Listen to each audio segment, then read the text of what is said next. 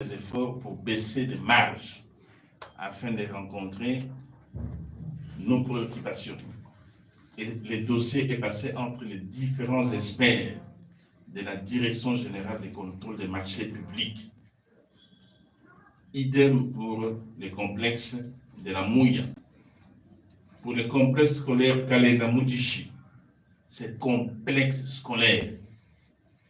Et ce serait un parmi les meilleurs de la République, avec 3 bâtiments, si je ne me trompe pas, des préaux, des salles de gymnastique et autres. Nous avons connu ça quand on était au collège Albert, à l'Athénée de Galina. Et vous pensez que nos enfants ne méritent pas d'avoir des bonnes écoles pour étudier dans la sérénité? Non. Tous ces détracteurs, c'est des gens de bas niveau. Je dis bien de bas niveau. Parce qu'eux, ils volaient, ils pensent que nous qui sommes aux affaires, nous allons faire comme eux. Non. C'est faux. Personne n'a eu $1. J'ai piloté ces projets avec eux. Ici, dans le village de Chibombo, je ne sais pas où. Vous pensez qu'aujourd'hui, 21 ans plus tard, je vais voler? Non. Soyons sérieux. Soyons sérieux. Véhiculons les bons messages. Le chef de l'État vers, c'est les écoles et les hôpitaux. Les infrastructures, c'est la route qui mènera de Mbujimaï à Kananga. Il n'y a pas de rétrocommission. Il n'y en a pas. Si ceux-là, ils étaient ici, qu'est-ce qu'ils ont fait? Qu'est-ce qu'ils ont fait dans cette province? Rien du tout. Je viens de Lupatapata. Mais je viens de Palpé, mais c'est juste ici à côté. Si c'était un quart d'heure, non. Nous avons la volonté de bien. Et ceux-là, ils n'ont qu'à se taire. Ils n'ont qu'à se taire, nous laisser ce que nous faisons. Nous arrêter. Merci beaucoup, monsieur le modérateur, de la parole. En même temps, je tiens à remercier Excellence pour cette grande initiative, l'implantation de sa fondation dans sa province d'origine. Excellence, monsieur le conseiller principal du chef de l'État, peut-être une ou deux questions de précision. En parlant de votre accompagnement de ces 19 lauréats, dont les 10 meilleurs étudiants issus de Saint-Territoire et 9 issus du dernier examen d'État, vous avez parlé de payer l'intégralité de frais. Je veux juste savoir en quoi va consister cette intégralité. Est-elle annuelle du cycle de graduat ou bien de tous les 5 ans, selon l'ancien système ou l'actuel LMD? Je veux savoir en quoi va consister cette intégralité. Et puissiez-vous aussi accepter que je sorte du cadre de la Fondation Marcelin Bilomba et recourir à votre secteur, à la présidence de la République, parce que l'occasion peut faire le larron. Il y a peu, d'aucuns ont fait oui que les nombreux déplacements du chef de l'État pèseraient sur les finances de la République démocratique du Congo. Et dernièrement, l'IGF a même été à la présidence de la République. Quel message vous donnez à la population du Kasaï oriental qui a aussi reçu ce genre de message? Merci. Merci Emmanuel. Excellence, vous avez la parole. Ok. Pour l'instant, comme je ne suis pas expert voleur de la République, je me limite à dire que je vais aider les étudiants pour leur première année. Et je tends ma main pour que XY Fondation X, Fondation Y, peuvent faire le relais. Ils ne vont pas faire le relais pour ma gloire. Ils feront le relais pour la joie de nos étudiants. Si on prend le cycle graduat, c'est 3 ans. Moi, je m'occupe de la première année. Laissez-moi m'occuper de la première année. Un autre expert dira, ma Fondation X s'occupe de la 2e année, la Fondation Y de la 3e année. En tout cas, pour l'instant, en toute modestie, je ne peux pas m'engager pour 3 ans. J'ai été clair que j'assure la première année. L'intégralité, c'est le frais académique d'une année. Les montants varient selon qu'on est à l'UM, l'UOM ou ailleurs. Peu importe le montant. Mais pour autant que ça soit parmi les établissements que nous avons identifiés. Et nous allons écrire. La coordonnatrice de la fondation va écrire à tous ces établissements pour dire que nous vous avons sélectionné. Voilà la liste des étudiants qui sont susceptibles de venir chez vous. Et quand ils viennent chez vous, c'est nous qui payons. Les montants, je ne sais pas. Les montants, c'est en fonction de chaque établissement, mais nous avons quand même plus ou moins l'idée de ce que ça représente. Ça, c'est un. Deux, la prime d'encouragement. Ça reste quand même, je dirais, un peu discret, mais nous allons payer chaque trimestre. Je sais que mes frères Kassaïa, là, sont déjà, ils ne croient à rien. Simplement quand ils voient. Vous pensez que je peux prendre moi le risque d'être au devant de vous, faire des déclarations, et puis m'échapper, ne pas le faire. Je m'engage à chaque trimestre. Si je ne viens pas, la coordonnatrice s'occupera à remettre le chèque à chacun des 19 lauréats, à chaque trimestre. Pourquoi par trimestre? C'est des jeunes gens. Tu vas lui donner l'intégralité des primes, il commence à boire les bombés. Vous connaissez les bombés, là? Et tout ça. Oui, c'est pas bien. Alors, on aimerait les encadrer autrement. C'est pourquoi on dit on va faire ça par trimestre. Nous le ferons par trimestre. Mbuji-Mayi est à 1 heure de vol de Kinshasa. Mais ça ne pose aucun problème. Je viendrai en arrangeant avec la coordinatrice pour passer un week-end et remettre à chacun son chèque. On le fera chaque trimestre. Les montants, ça reste entre les lauréats et nous. On ne va pas commencer à le dire ici. Ce n'est pas ça le but. Le but, c'est les accompagner. Bon. Quant à... Voyage du chef de l'État. C'est quand même de trop. Les voyages du chef de l'État, ce n'est pas de trop. Et vous avez tous suivi son dernier voyage à Dubaï a sorti d'1 milliard de dollars américains en investissement. 1 milliard de dollars en investissement. Les pays, à un moment donné, étaient hors orbite. Il fallait travailler au niveau de la diplomatie. Les premiers diplomates du pays, c'est le chef de l'État.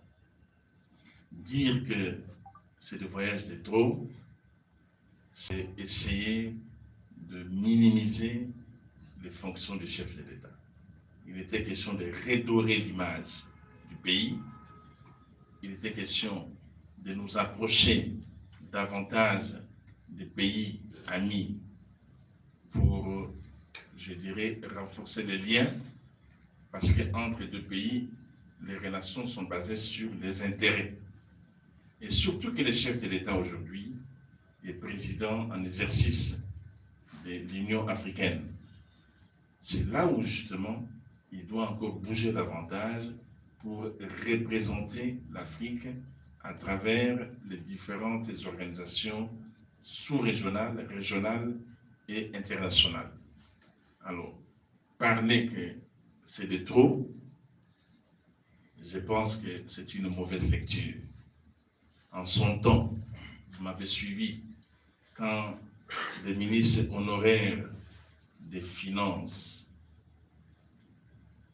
de l'époque a osé faire un petit jeu pour aller vite à l'Assemblée nationale, déposer la reddition des comptes de l'exercice 2019 sans avoir échangé avec nous, la présidence. Et c'est moi qui suis, je dirais, les points focaux quand on fait la reddition des comptes, c'est avec moi, avec toute mon équipe, nous sommes à peu près peut-être 20 ou 25 pour faire la reddition des comptes. Ce monsieur est vite parti pour dire que nous sommes en dépassement parce qu'il avait un plan que je ne vais pas vous dire ici, sinon je vais encore éclabousser, mais je l'ai réduit au silence. Et vous m'avez tous suivi pour lui montrer que, avant de chercher à enlever la paille dans l'œil du voisin, regarde la poutre qu'il y a dans ton œil à toi. Et j'ai révélé à l'opinion que le mal vient de chez vous quand vous payez des salaires mirobolants. Vous payez des sommes qui dépassent ou qui avoisinent des montants qu'on paye au président directeur général des multinationales cotées en bourse, au sénateur à vie. Et cela émarge dans le budget du cabinet du chef de l'État. Mais c'est ça qui fait le dépassement. Franchement, 680 000 dollars américains. 680 000 dollars américains par mois. Soyons sérieux. Et vous voulez nous donner des leçons? Et c'est depuis là qu'on n'en parle plus. Donc, quand vous venez nous faire des leçons, sachez que nous sommes aussi expérimentés pour vous répondre. Et puis ils se taisent. Ils se sont tus. Non. Ce que fait le chef de l'État, c'est rien du tout. C'est un chef. Faire un déplacement, vous voulez coincer le chef de l'État qui ne se déplace pas? Mais voilà les retombées que je viens de vous dire. Telles que 1 milliard de dollars. 1 milliard de dollars américains. Non. Donc ça, je pense que tout ceci se fait à dessein pour fragiliser le chef de l'État. Mais pour nous, les chiens aboient, la caravane passe. Nous allons continuer, il continuera à faire des déplacements parce qu'il y a des retombées positives. Voilà. Merci. Jonathan m'a dit que vous avez la parole. On va chuter par vous. Merci, bonjour Excellence. Je m'appelle Jonathan Madika, journaliste à la radio-télévision Océan Pacifique. Je rentre sur le projet de lutte contre les inégalités sociales et la pauvreté. Pourquoi opter pour la politique de démolir pour reconstruire, alors que la ville de Mbujimayi n'a pas assez d'infrastructures? Il y a des terrains jusque-là non occupés. Je peux aussi ajouter, la fondation, vous la lancez maintenant. Pourquoi avoir attendu tout ce temps? Vous étiez toujours en Suisse? Est-ce que ce n'est pas, entre guillemets, pour certains objectifs aussi, en dehors de l'entrepreneuriat que vous avez évoqué? Okay. Voilà, 2 questions. Vous pouvez répondre à ma question et à celle de Jonathan. Ok. Je commence par la vôtre et celle de Jonathan, cadre avec le programme présidentiel de lutte contre les inégalités sociales et la réduction de la pauvreté et la réduction des inégalités sociales. La vôtre, pourquoi avoir attendu maintenant et pourquoi pas avant? Je ne suis pas candidat gouverneur, loin de là. C'est pour dire que c'est d'une manière désintéressée. Je ne suis pas candidat gouverneur. Alors, vous voulez me prêter quoi comme intention? Après tout, est-ce que j'ai la permission de quelqu'un pour venir dans ma province et installer quelque chose? Non. Je viens quand je veux. C'est révolu le temps là des gouverneurs voyous qui se promenaient dans la ville et qui faisaient n'importe quoi. Ici, je viens quand je veux.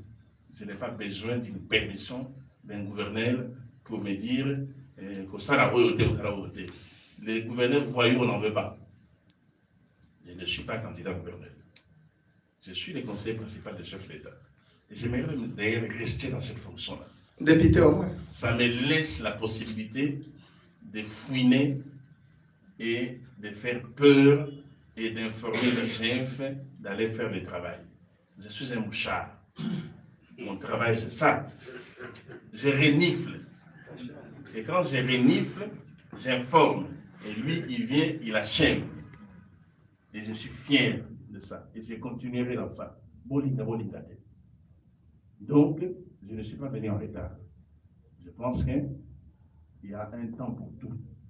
Il fallait se préparer. Comme je ne suis pas voleur, je serais venu tôt si j'avais volé. Je devais aussi m'arranger et me préparer en conséquence. Je prends un engagement. Si je n'honore pas mon engagement, vous serez les premiers à me dilapider. Voilà les conseils du chef de l'État. Il vient, il promet, après il prend la tangente. Moi, je ne prendrai pas la tangente. J'ai solennellement l'engagement devant vous, les chevaliers de la plume. Vous là qui véhiculez l'information, vous les quatrièmes pouvoirs, vous allez me prendre, je vous prends à témoin et vous allez certainement faire le monitoring de mon chronogramme pour voir ce que j'aurai à faire. Donc, il n'est pas tard pour bien faire. Maintenant, je reviens à la question posée. Pourquoi détruire pour construire? On ne détruit pas pour construire, mais regardez l'école Kalenda Moulish. C'est à Mbujimayi, centre-ville.